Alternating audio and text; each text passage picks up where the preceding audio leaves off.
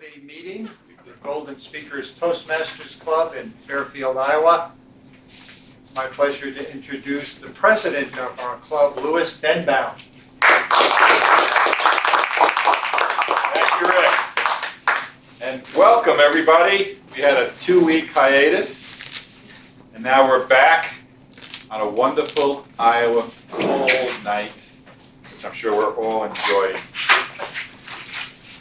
Golden Speakers Toastmasters meets in the club room at Hy-Vee every Tuesday night at 7:45. We're right near aisle 13, the ice cream aisles. That's how you can remember how to find us.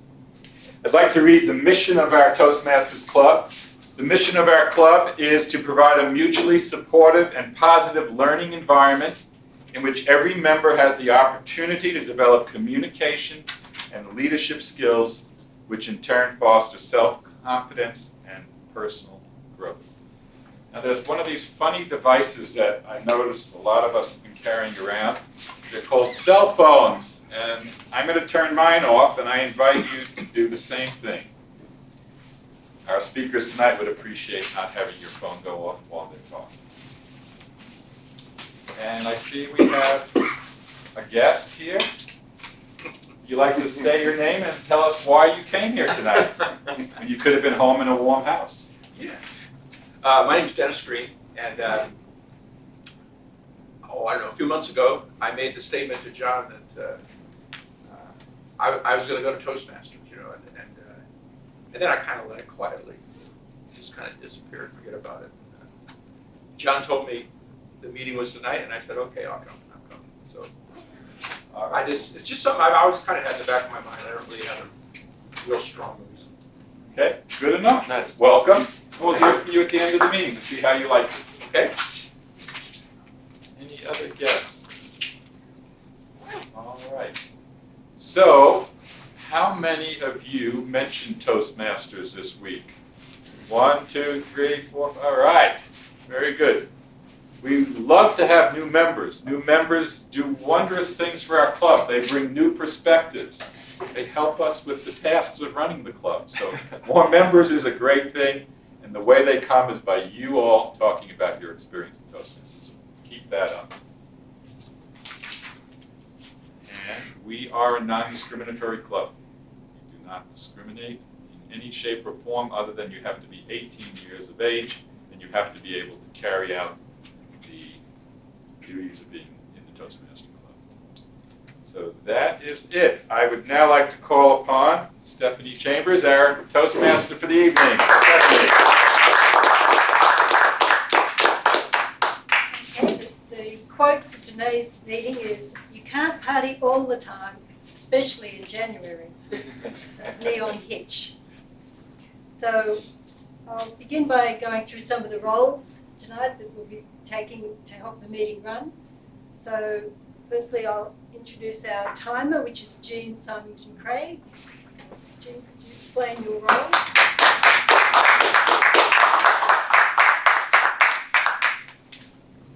I will be timing different sections of the meeting tonight.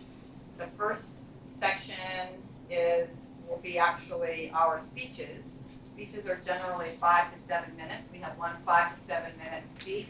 The green light will go on at 5 minutes. The yellow light will go on at 6 minutes, and the red light will go on at 7 minutes. And then there's 30 seconds to finish.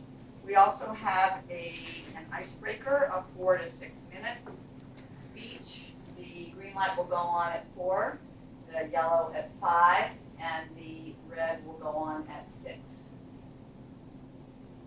We also have a longer presentation tonight, a 10 to 15 minute speech, and the green light will go on at 10 minutes. The yellow light will go on at 12 minutes 30 seconds, and then the red light will go on at 15 minutes. Table topics are 1 to 2 minute speeches. The green light goes on at 1 minute. The yellow light goes on at 1 minute 30 seconds, and the red light goes on at 2 minutes, and you have 30 seconds to wrap it up. Evaluators are 2 to 3 minute presentations. The green light will go on at 2 minutes. The yellow light will go on at 2 minutes 30 seconds, and the red light will go on at 3 minutes. And again, there are 30 seconds to wrap up after the red light goes on. I will give a report at the end of the meeting, and good luck, everybody.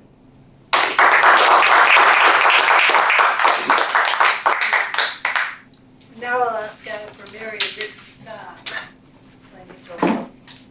Thank you, Madam Toastmaster. The role of the grammarian is to note any good or creative use of the English language, also to note any incorrect use of the English language. We come to Toastmasters to learn. One way we learn is to have the grammarian evaluate our grammar. And the last role is to introduce the word of the day. The word of the day today is glacial. Oof. Glacial has 4 meanings, all somewhat related. The first is of or relating to a glacier. An example would be much of the United States is glacial terrain formed during the Ice Age. Another definition is bitter cold, icy. Fairfield schools are closed tomorrow because of the glacial weather. The third meaning is happening or moving extremely slowly. The work was going at a glacial pace. And the fourth is icily unsympathetic or unfriendly. I made an offhand comment and I was greeted with a glacial stare. So the points are awarded like this. You get 1 point each time you use the word glacial. You get 5 bonus points if you used 2 or more different definitions. And you get 10 bonus points if you use 2 definitions in the same sentence. And at the end of the meeting, I'll give my report. Thank you.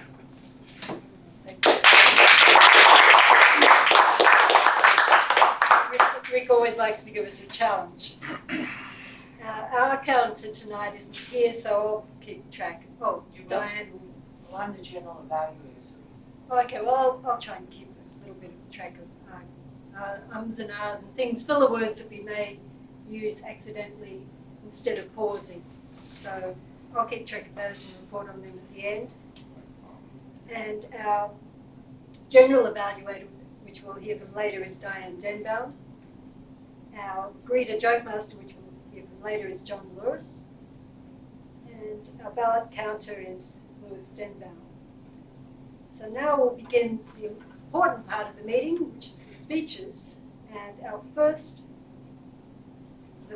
speech is by Prana, and I'll ask Will Burns, his evaluator, to introduce Prana.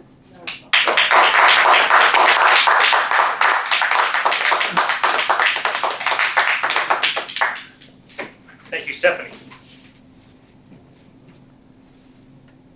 Prana Miller is a 5-year resident of Fairfield, Iowa. He is a social person with both his friends and strangers, which is one of the reasons that he became a Toastmaster. He worked on solar array and small wind turbine projects during his senior year at MUM, and is interested in environmental and financial sustainability. In September of 2014, Prana assumed the marketing role for Green Iowa AmeriCorps, where he advertises upcoming events and recruits customers for home energy retrofits. The title of his speech tonight is How to Lose Money Investing in the Stock Market. Please give me a Midwest welcome to Prana Miller.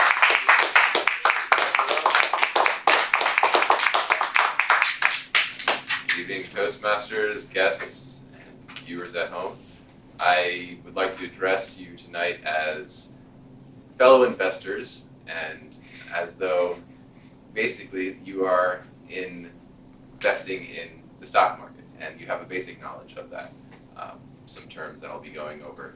So I'm assuming that I'm throwing that out there as a heads up. If you don't understand some of the terms, I understand that, but I would like to just speak as though we're all investors in the stock market. So, To start off, I'd like to talk, to be wealthy in life, you need to have confidence and patience. And a quote from Moliere is to be trees that are slow to grow bear the best fruit. So that analogy or metaphor can be taken to the stock market. And so a hobby that I picked up about 8 years ago was investing in stocks. And in 2010, I started investing in socially responsible companies because I wanted to be profitable, but also not supporting things that I didn't agree with ethically. So I did that, and then, like I said, I'm not a professional, maybe I didn't say that, I'm not a professional stockbroker or investor or anything, it's just a hobby of mine. And so I'm like trying to trade, but what I'm sharing tonight is just from my own experience through a little bit of research through books and online. So, first tip, use most of your savings in your investing. Just use all of your savings. And then trading with more capital can yield more profits and more losses. So traders can borrow money from their broker, and you can use a thing called leverage, which is where you just take up to 4 or 6 times your savings account. So if you want to lose money, use leverage too. That's an easy way. You can see big gains as well as big losses. The next tip I have is to hope that one stock will be the silver bullet and just give you all the gains that you're looking for. Because putting all your dimes in one basket, your eggs in one, however you want to talk, mention it, talk about the putting all your eggs in one basket, I guess. So instead of a diverse portfolio of 10 to 20 stocks, because with some bad news comes out, your stock can go down 5-10%, and you'll probably sell it, and you'll be losing money. And if you have a balanced portfolio, there's more likelihood that you'll end up with an increase over time, as the market is generally bullish over time, which means it'll increase. So another thing, buy stocks. My third tip: buy stocks that are decreasing in value. I have an example. I bought stock, Candy Technologies, which is like the Tesla of China, and it was $19.40. Later that day, it went down and down and down, and I sold it for $1 loss. That was, if I had waited another 6 months, actually in this case I would have lost. It went down to $13 per share. So it's not a good, in this situation, selling at that time was good, but it can be good to buy uptrending stocks as opposed to downtrending stocks, or prices that are decreasing in value. Also, related to that, day trade. Try to make money day trading. Day trading is when you make a buy and sell within one day, or also known as scalping stocks or timing the market.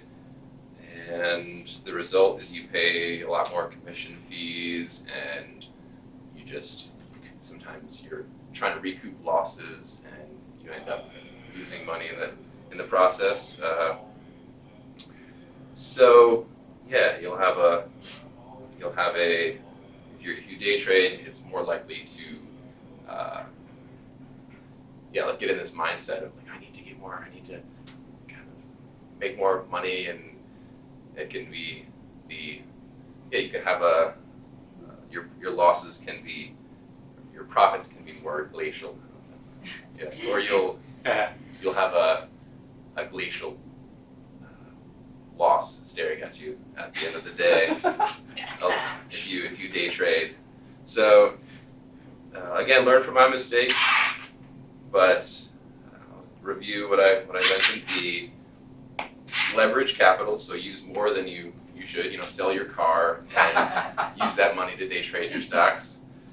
Buy only one stock. Put all of your eggs in one basket. Find a stock with promises of get rich gains because, yeah, it's probably going to go up a lot, and then it'll go down a lot too. And then don't ever sell a stock, even if you lose a lot of your investments. So these are some tips that I'm laying out for you all tonight as fellow investors, how to lose money in the stock market. It's the short and the long of my experience over the past 4 or 5 years. So, thank you.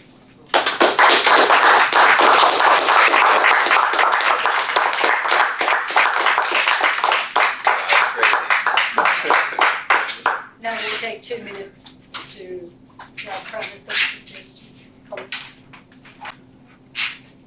Now I'd like to invite Monty Compton to introduce our next speaker, Luke Nicholas. Luke Skywalker. Thank you. Unfortunately, it is not Luke Skywalker, but we do have a special treat tonight. Luke Hillis is making his official Toastmasters debut. And as he begins his journey here at Toastmasters, a new Toastmaster begins by giving an icebreaker. This is the first speech. It's an introductory speech. And the objectives of an icebreaker are pretty simple. It's to begin speaking before an audience, number 1. And number 2, to discover speaking skills you already have and skills that need some attention. This is the warm-up act. Luke Hillis has been a resident of Fairfield for most of his life. Are you currently an MUM student? He's an MUM student at MUM. I know his older brother, Evan Hillis, so I'm looking forward tonight to learn a little bit more about the younger Hillis. Luke Hillis. Thank you, Mike.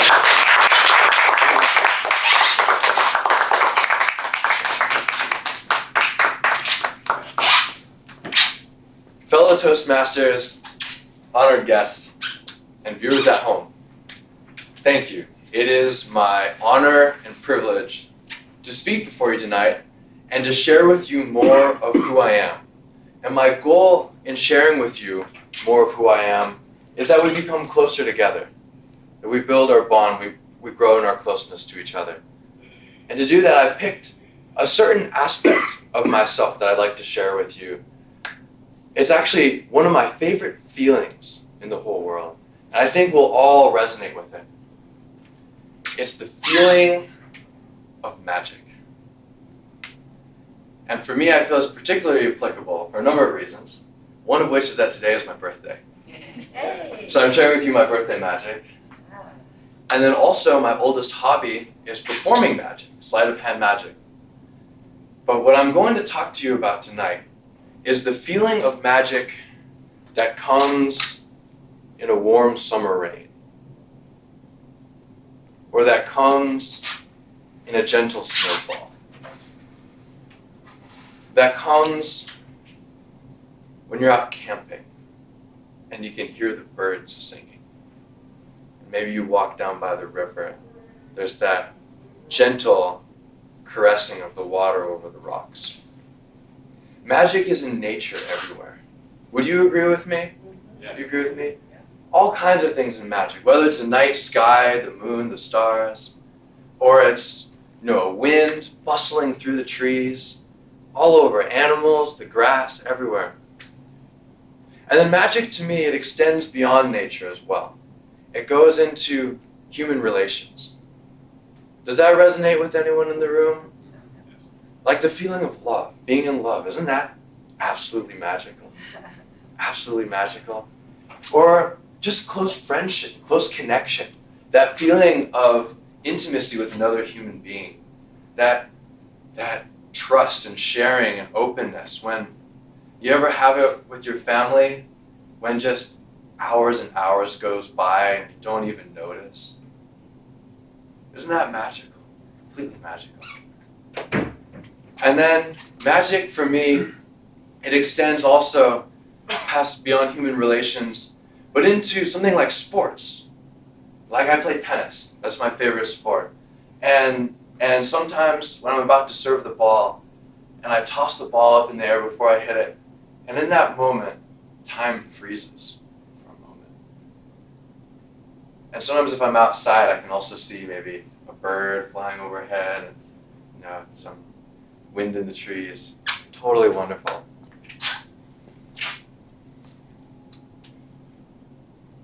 So these are a few expressions of magic for me. And I invite you to ask yourself the question, what's magic for you? What's magic for you? And I'll bet that when you ask yourself that question, a lot of the same things came up. Probably you find, I already know because I saw the heads nodding in the room, but human connection, being in nature. Another magical feeling I want to share with you also is that I find for me is when I wake up in the morning, fully rested, before the sun's come up, and I know it's going to be a great day. You know that feeling? When I believe that I can do anything. That feeling that just the world is opening up. All the possibilities are showing. And I feel like I'm just stepping up from one level to the next. The feeling of growth. Have you ever learned a musical instrument or some other kind of skill and you're practicing and then you can do today what you weren't able to do yesterday? Have you had that experience? Or maybe dance or acting or painting or... That's so magical to me. I love that. I love that experience so much. So, I think we've discovered tonight that we all share a lot of similarities with what's magical in our lives. So I hope that we all feel closer. I hope you feel closer with me. I certainly feel closer with you. And my invitation to you is to radiate the magic that you are. Thank you and good night.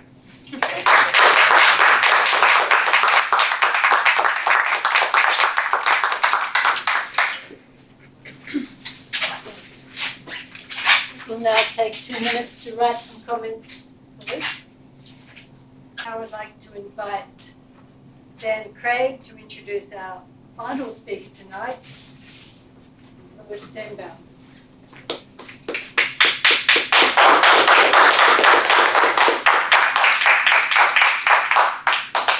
Toastmasters, our guests, viewers at home.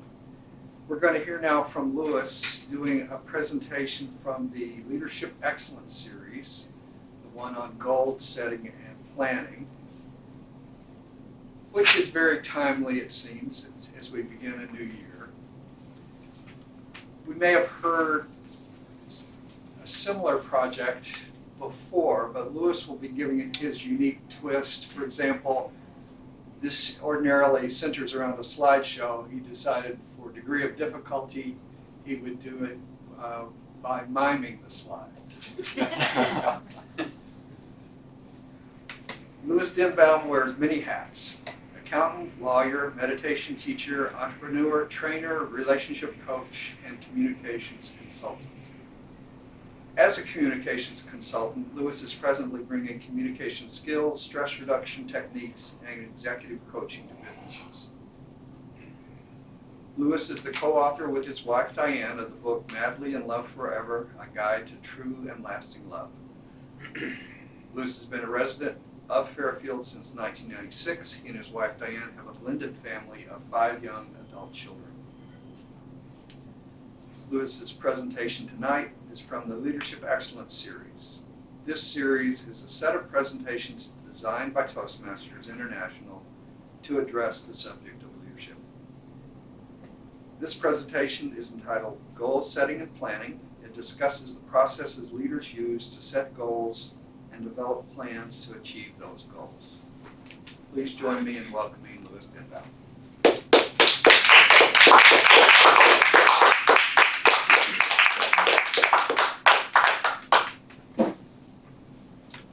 Madam Toastmaster, club members, guests, and viewers at home.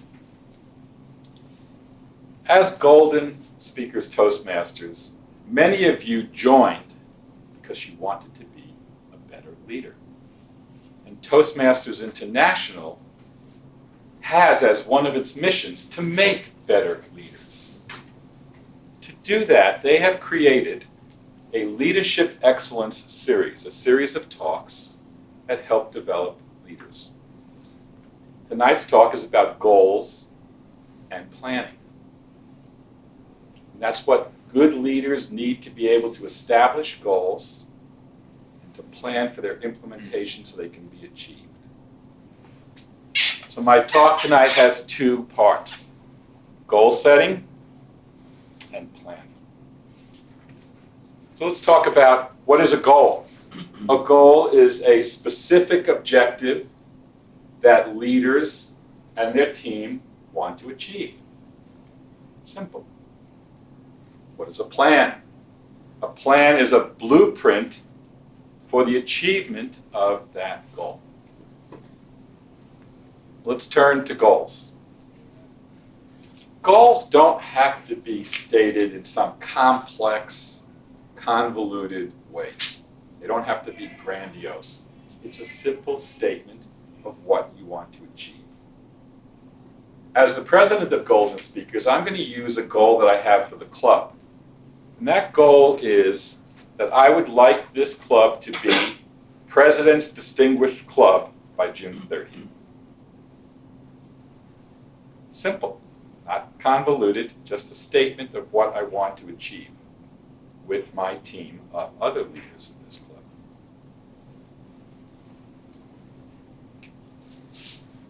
For decades, leaders have used the acronym SMART to discuss goals. These 5 characteristics of goals help us craft our goal so it's most effective. S-M-A-R-T, SMART goals. What does the S stand for? S stands for specific. The goal has to be specific. I could have had a goal at the beginning of this Toastmasters year of making the club better. I want to have a better club. What the heck does that mean? That's not specific enough. How would I know if we had a better club? Becoming President's Distinguished is very specific.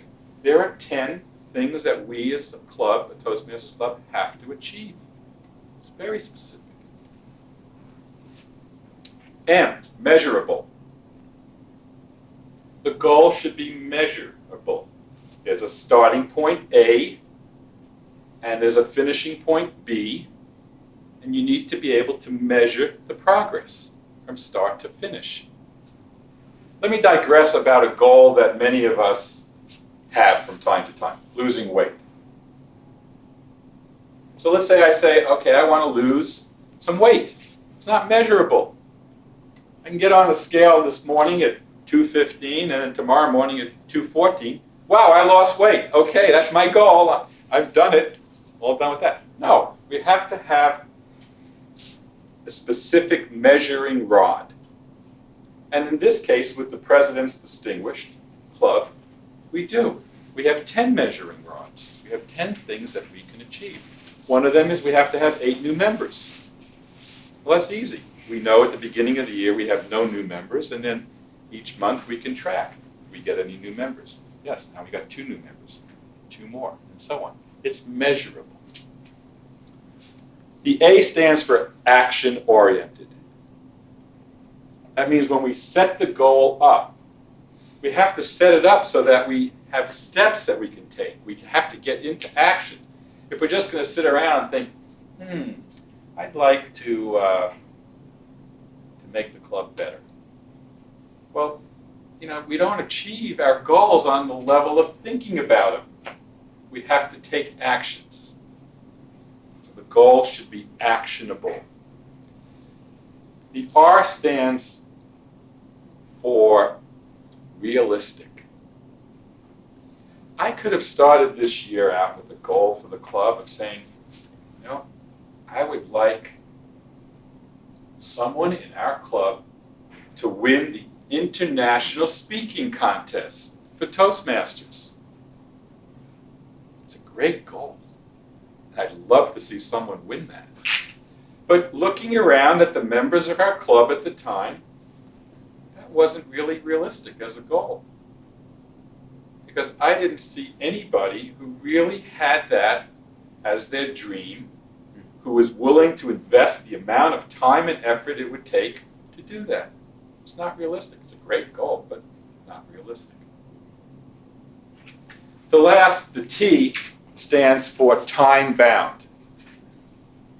There has to be an amount of time set for the achievement of the goal. If we don't do that, there's no spur to action. If we give ourselves the rest of our lives to achieve a particular goal, well, we'll just sit around saying, I got plenty of time. I'll just wait, I don't have to start. But if you have a goal that's, say, a 6-month goal, then you break it down into many smaller goals, there's that immediate impetus to get into action, to get going on achieving this goal. So those are the 5 standard characteristics of what we call SMART goals. Now I have a little twist on this. When I look at specific and I look at measurable, they're very, very close. If something is measurable, it's specific. So I like to drop off the specific and add something instead. I like the word significant rather than specific. The goal should be significant. If it's something that's significant to me, if it's meaningful, and if it gets me out of bed, there's more of a likelihood that I'm going to achieve it. Okay, so significant for me is more important than specific. Specific will come out, as far as I'm concerned, in the measurability. Before we conclude this section, there's 2 other points about goals. One is we're talking about a leadership process. So this isn't my goal. This is the team. This is the goal that, first of all, the officers of the club put together, and we've invited you to step into this goal also as members of the club. Get your team involved in the process of creating the goal. Ask everybody on the team to contribute. What's their idea of what the goal should look like? When you get people involved in the process, they're more committed to it. And then the next is, you've got to write down your goals. I'm sure you've heard that over and over and over again. There's actually scientific research that shows that when you write your goal down, you're way more likely to achieve it. There's no fluff there. It's like, what was that goal? I can't remember. It was something about making the club better. Oh, forget it. I don't remember it. There's no fluff when you write it down. We're going to be President's Distinguished Club by June 30th. Let's get into action. Let's get that solved. Let's now turn to planning. It's great to have goals, and it's great to write them down. But if you don't plan for their accomplishment, it won't happen. So let's look at a planning process. The first step is to have your strategy. What are the steps you're going to take to achieve the goal? And break the big, big project down into smaller projects. Have a strategy. The next is to have a timetable. If you've planned your strategies, you're going to have one strategy or one step that has to follow by another step by another step. If you don't have a timetable, you might not leave enough time for the 3rd step. So you got to plan out the timetable. Is there enough time to do step 1, step 2, step 3? The next is assign responsibility to the people on your team. Get everyone involved, give everyone a role. And make those roles clear. So everybody knows what his or her responsibility is, and no one's duplicating effort. And also, by assigning roles, you cover all your bases. You don't want to wake up the day before your timeline ends and find out, oh, nobody did that step. No one was assigned to that. No one took ownership of that. So assign responsibilities, make them very, very clear. The next part is to anticipate obstacles. Now I know some people say, well, it's not good to be focusing on negative, the things that can go wrong. Hogwash. One of my favorite expressions is, man plans, God laughs. Things come up. It's inevitable. It's called life. If we plan something, it doesn't work out exactly how we planned. So have a plan B. I got a perfect example for you. You see that screen over there? There was supposed to be a PowerPoint presentation tonight to put a little of these points up there for you to watch. That was plan A. You see these little things over here? That was plan B. Okay? Well, I walked out of my house to get to a board meeting here for the club very quickly and forgot to take my laptop with the PowerPoint presentation. Plan B came into effect. When I was planning this speech, I never thought that plan B was going to be needed. And I laughed at myself. Wow, I needed plan B. Good thing I had plan B. Don't wait till plan A fails to come up with plan B. Have plan B in your pocket so you can take it out right away and implement it. The next thing is, the final step is, look at your results and tweak. What is the action that from step one of coming up with your steps and strategy, what's the result? What's happening? Is it working? You have to change. Don't be afraid to look at what's going on, get together with your team and say, we've got to change something here. We're not moving fast enough. It's too glacial.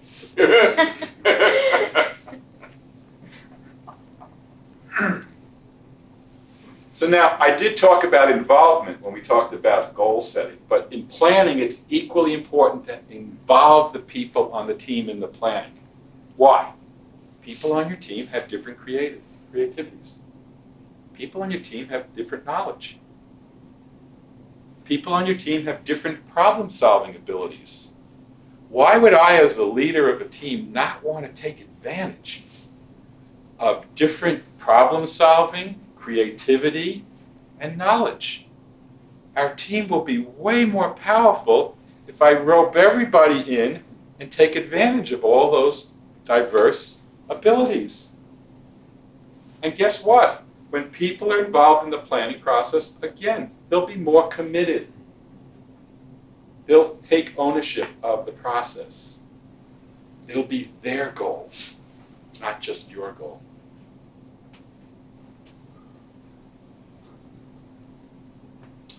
So as leaders, it's really important that we learn how to set goals. We learn how to plan for their achievement. Because when we can do that, we'll have success. And it's important at every step of the way to bring your team along with you. One day, years from now, I hope to be sitting in my living room, watching TV, reading the newspaper, checking out Facebook posts. And what I would love to see is the leadership successes of all of you. And I can smile and say, they were all Golden Speakers Toastmasters. Madam Toastmaster.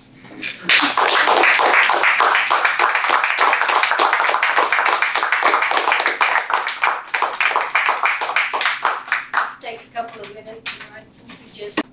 Now, and it's over to Diane Denbaum, who's our general evaluator for the last portion of the meeting.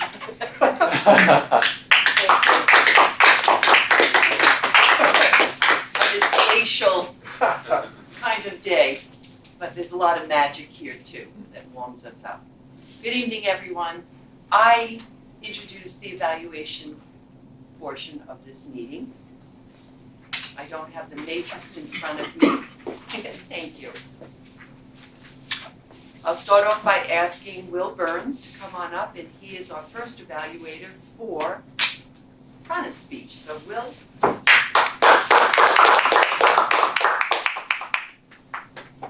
Thank you, Diane. It was my privilege evaluating Prana's second speech. This speech was titled organize your speech. I should have mentioned that in my introduction. Now, he started off strong with a quote from Moliere: "Trees that are slow to grow bear the best fruit." Quotes are always a good touch. Help sink in that knowledge. As I said, the title was the goal was to organize it, and he did through using 4 points. Use all your savings in investing, point 1. 2, hope that that one stock will be the silver bullet. 3, buy stocks decreasing in value. And 4, try to make money day trading. Now, my one suggestion for Prana is that these 4 points, the last 2 were actually different at the end when you did your summation.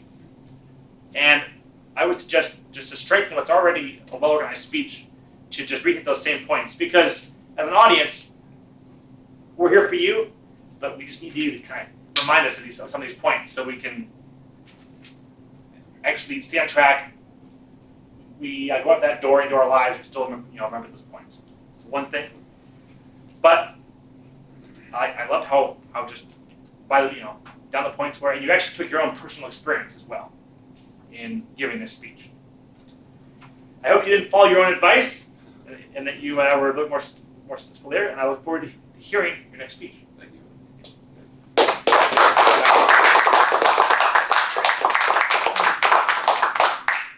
Thank you, Will. Next evaluator is Monty Condon, who will evaluate Lou Hillis' speech. So, Monty.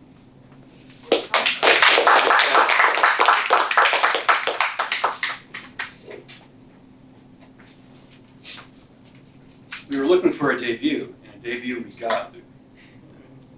If the force is out there, I think you were channeling it. First off, let me talk about what you did well, and there was a lot of it.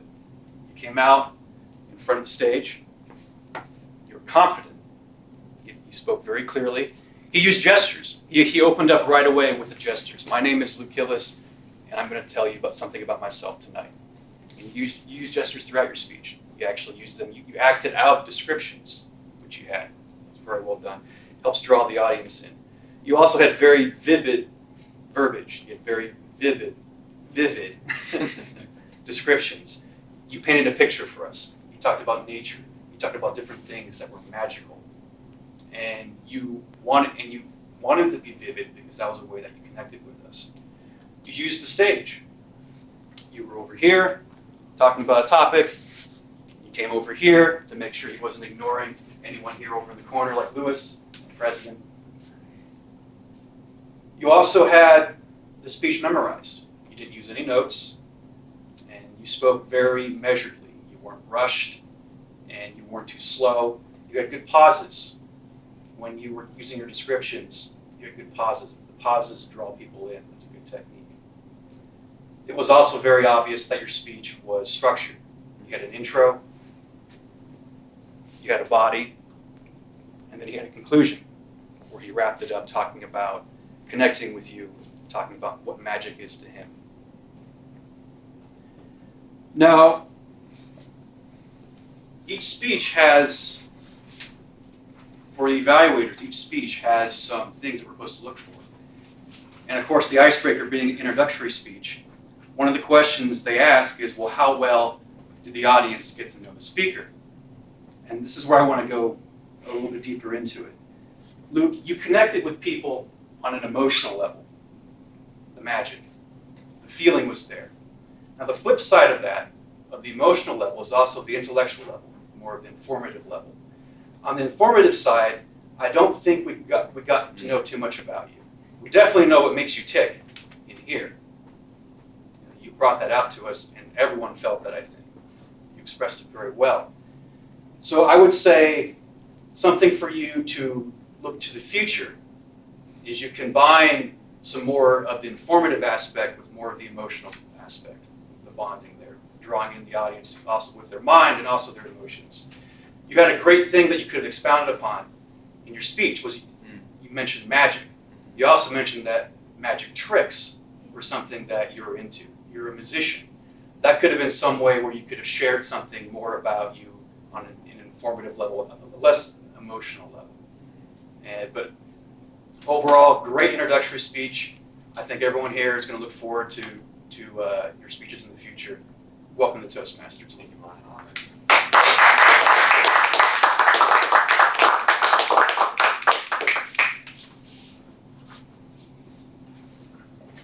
Thank you so much. Our final evaluator, let me get to the notes here. Our final evaluator is Dan Craig, who will be evaluating Lewis's speech. Dan?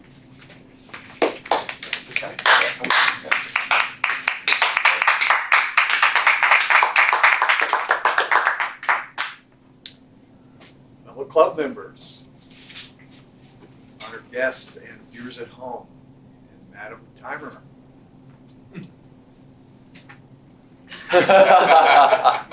And especially Lewis.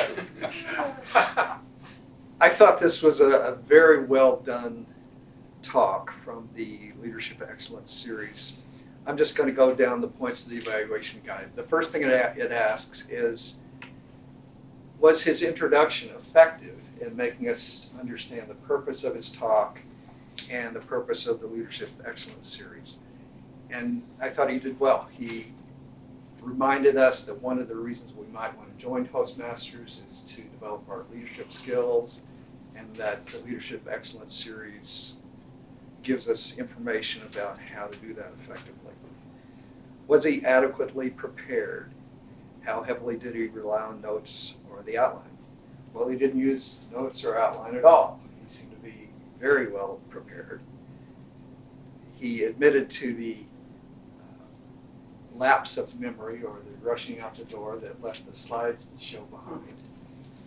So I have to say, I'm so impressed that somebody could leave their slideshow behind and still give a good talk. I'm somebody who has to, practice my talk 17 times, and everything happens then and then. Obviously, he's at some different level, but very well done.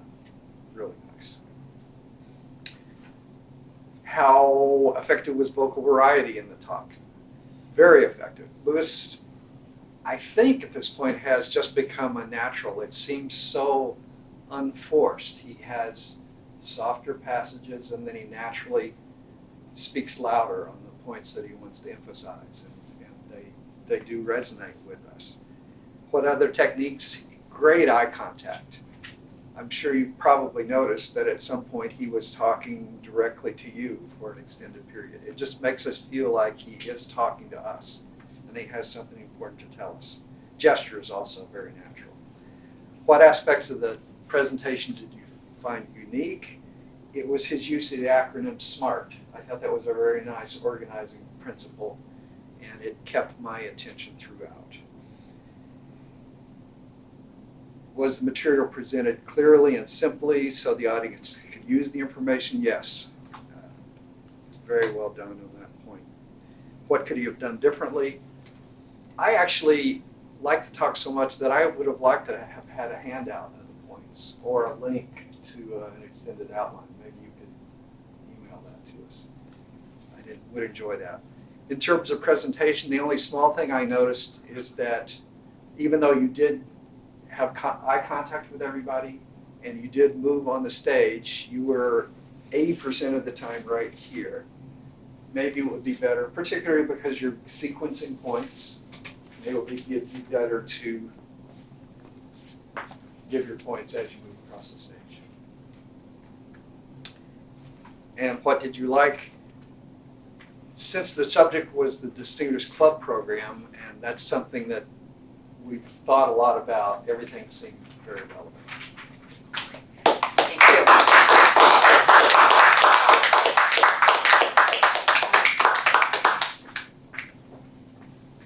Thank you, Dan. Timer. Has everyone qualified Yes. in the evaluator role? Yes. Will, Monty, and Dan. So you can vote for Will, Monty, or Dan. We're back in action. Next part, we're ready for the reports. So the first report will come from our timer, Jean Simonton Gray. Thank you, Jean. Thank you. Prana was at 6 minutes, 4 seconds. Luke was at 4 minutes, 58 seconds. Lewis was at 14 minutes, 32 seconds. Evaluators, Will was 1 minute, 43 seconds. Monty was 3 minutes, 13 seconds. And Dan Craig was 3 minutes, 30 seconds.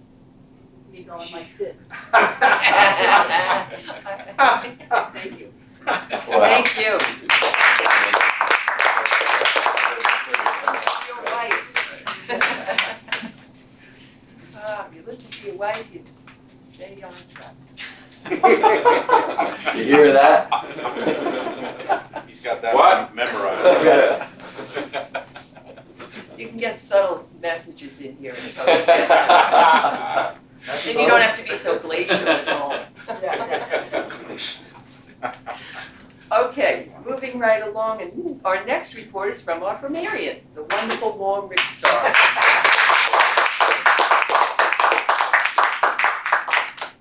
Thank you, Madam General General- Evaluator. the general. Fellow Toastmasters, we had 3 speeches tonight of 3 different styles. And the language used in each of these speeches was very well suited to the style. Starting with Prana's speech was an almost facetious, very dryly humorous talk about how to lose money in the stock market. I hope it wasn't from bitter experience, but I get the feeling it was to a little degree. So he used things like invest all your money, buy stocks on the way down. And one thing he said was putting all your eggs in one basket. And one thing, we all want to be creative in our language, but it's okay to use standard phrases because oftentimes they clearly express what we want to say, and that was a very good use of that. Luke's speech was all about magic, and Luke's language was magical. He talked about the magic of nature, the magic of camping, magic of being in love, magic of having friends, and the feeling getting up in the morning and feeling you can do anything. So all this language just described the magic of his inner feelings and the magic of his life. Lewis's speech was in a different style. It was very direct. It was more of a fact-giving speech, and his language reflected that. As Dan pointed out, he used the acronym SMART, and he used bullet points very effectively. Tried to get a little, when he said, write down your goals, that way there'll be no fluff. So even the fluffiness was very direct. So 3 speeches, 3 very good use of language. Intense competition for the award for best use of the word glacial, and we have a 3-way tie, Prana, Lewis, and Diane. Wow. Thank you.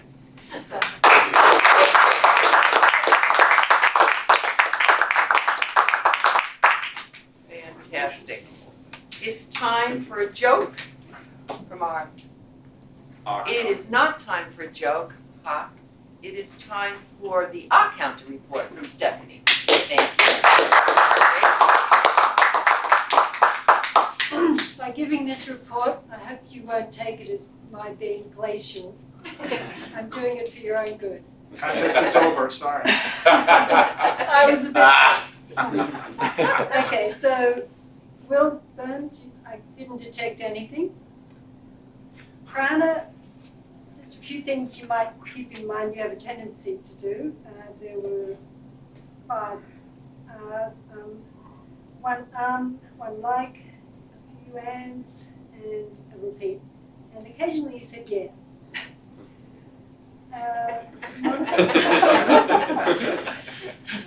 Monty, there was 1 repeat. Luke, there was 1 1 like, and 1 so, and 1 false start. Dan, I didn't catch anything. Lewis, there were a couple of tongue clicks and a false start. And Diane, I didn't catch anything. But everyone did well tonight. Thank you.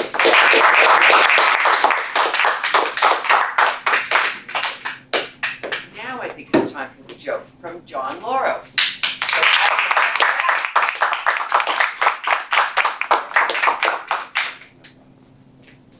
Good evening. I was reading the paper the other day about this religious retreat that these clergymen went on. thing was from a tumbler. And these 4 clergymen went on this retreat for the weekend to see if they could get the churches together in town. And someone came up with an idea. We should tell each other what our biggest sins are. So the first, Father O'Malley, he says, okay, I'll go first. So, my sin is gluttony. Once every couple of weeks, I go to Fairfield to Burger King and I get like 4 burgers and I just eat them in my car. The next priest said, okay, if you're sharing that, I'll share that my sin is slothfulness. Most of the week, I don't even get out of bed till noon till my wife comes home and gets me up. Except Sunday, I get up and give my service. So the third priest looks at the other 2 and says, okay, I'll reveal something. My sin is greed.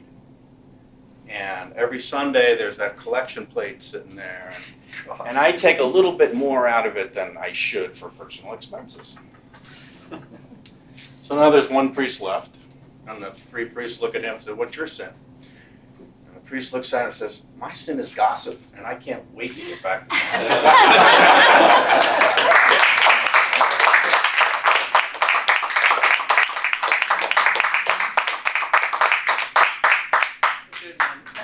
Thank you. The next thing is I will evaluate the evaluators as the general evaluator. Start with Will.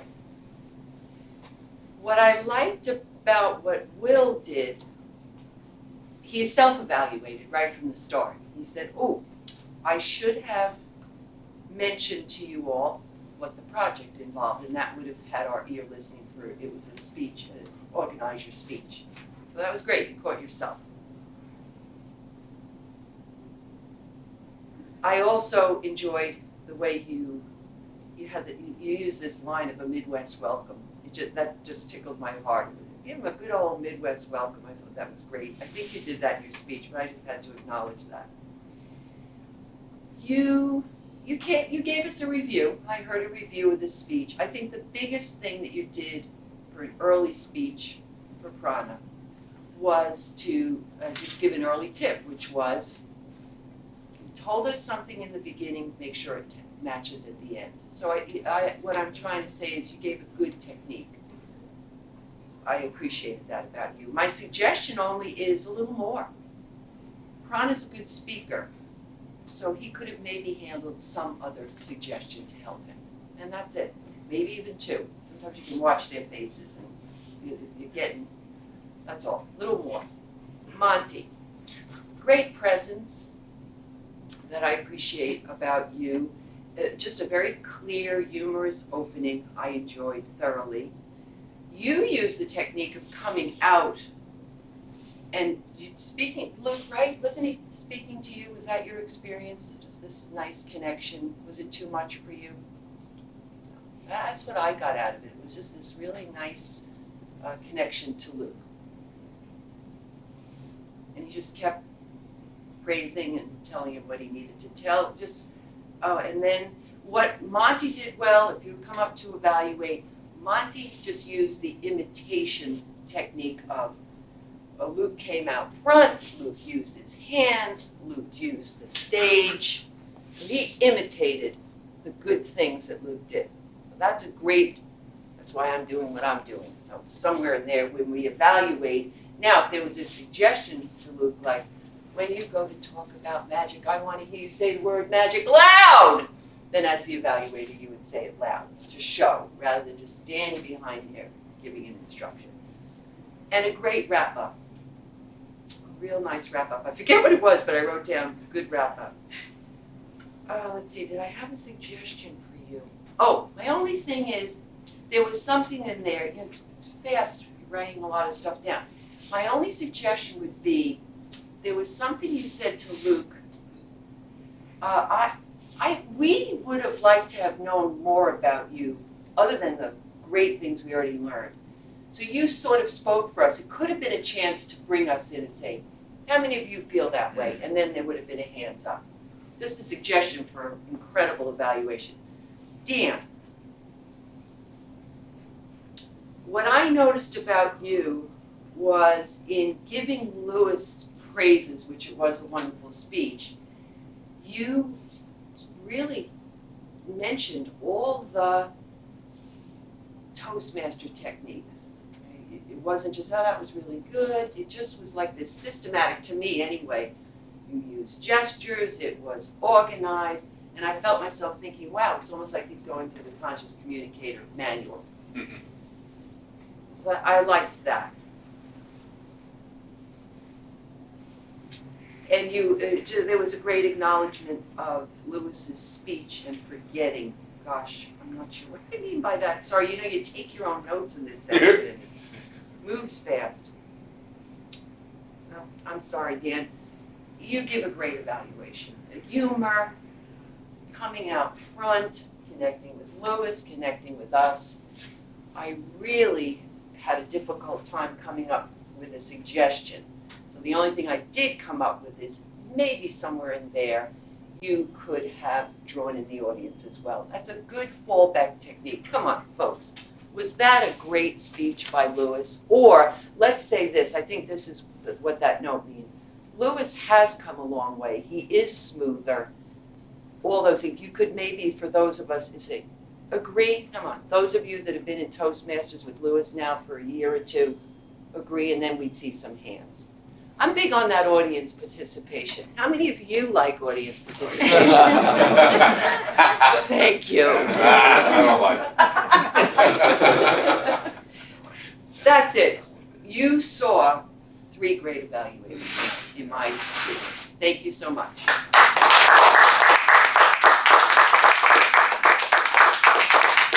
All right, Stephanie, your turn now for the fun part, the celebration and awards. Thank you.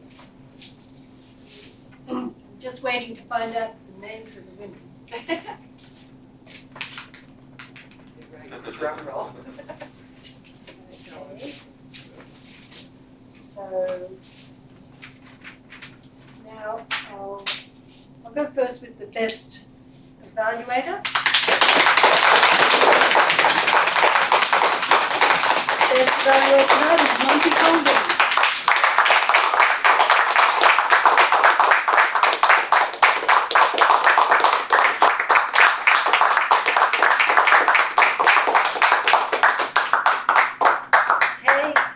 Moment you've all been waiting for. First speaker tonight is actually a tie. And we've never had a tie before. Oh gosh. A tie between Louis Denbaum and Luke Hillis. Wow.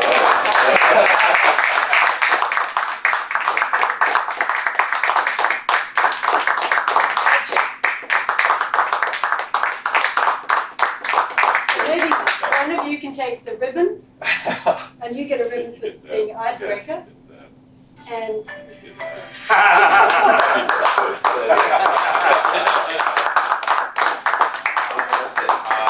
there's also a ribbon for you, Prana. Your second. Please, my second.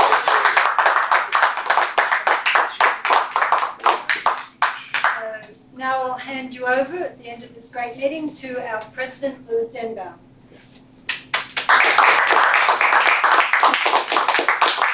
Thank you, Madam Toastmaster. What a fun meeting. And I'm so happy that you all came out. And even with this glacial weather, that you did not let that stop you from enjoying a Toastmasters meeting. Do we have club business? Jean? Yes. Come on up, our Vice President of Membership.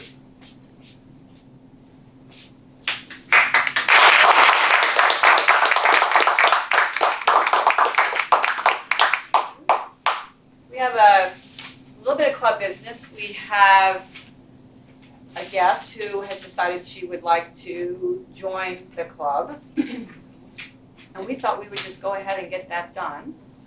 Not move at a glacial pace, but chop chop. Let's have Prana. Okay. Prana, would you Well, let's take work around this? Is this. Raven Garland.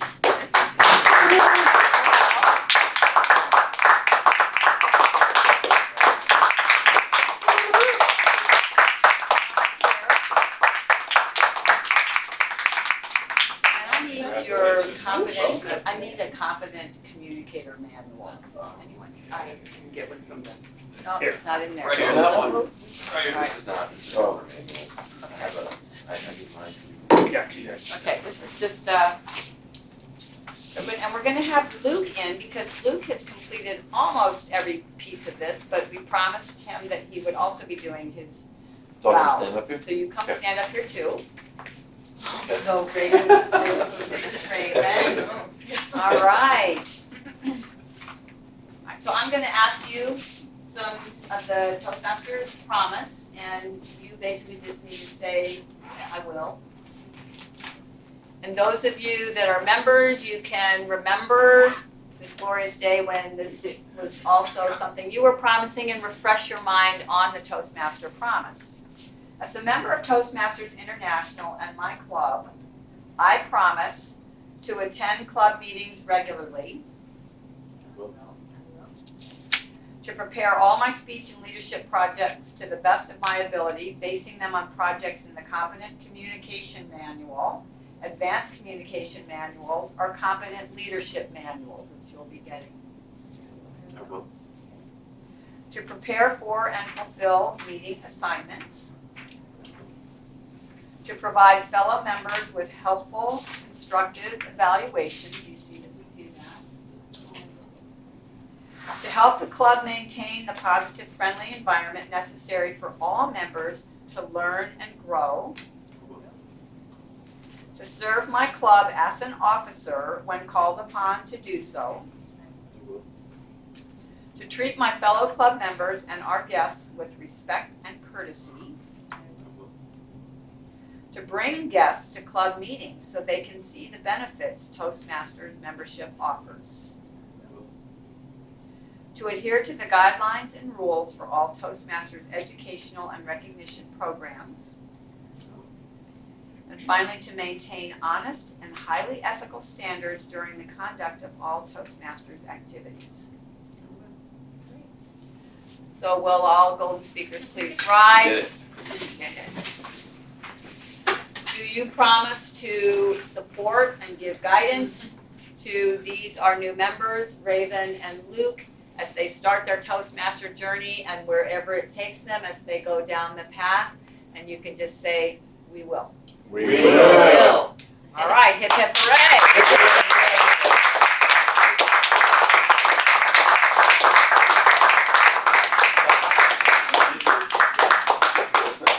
Yeah, exactly. All right, good. Thank you. And then we just smile. All right. And I guess I'll carry her money a little bit longer. All right. All right. Thank you, Jean. Thank you.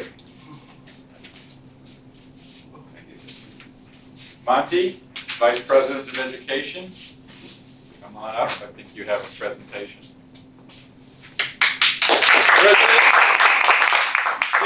We have a special presentation tonight. This is an educational award that has been a little while coming. Can I call Diane Dimbaum front and center, please? So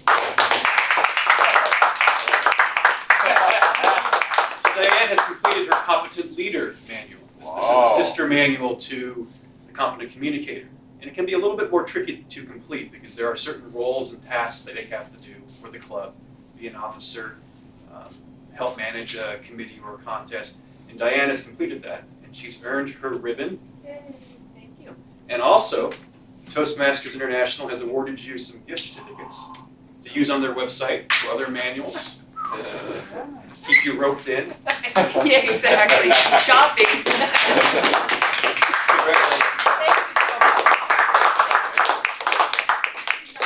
Thank you. Actually, I believe this is Diane's second Competent Leadership. Wow. Third, oh my God, 3 times she has been through that manual. What leadership act. I have a card that came to me as president for all of you. Dear Toastmaster fellow members, I am writing to let you know that I have recently moved from Iowa and won't be able to be with your great club anymore. But I will never forget all the support and kindness you showed me. I wish you all a great Christmas and an amazing New Year. Mati. Mati got a job in Philadelphia. So. Oh, Marty. Mati. All right. Any other club business anyone has? I would like to mention some of the things that are coming up. First of all, Monty is taking it upon himself to give us a special treat. Sometime in the near future, probably early March, we are going to have an entire night of table topics. He is going to arrange it to be extra special and extra fun with great prizes for the winners. In March, we will have our club contest. This spring's contest, there's two contests. One is the inspirational speech contest, and that's the contest that goes all the way up to international. And the table topics contest. Start thinking about whether you'd like to be a participant in either of those contests.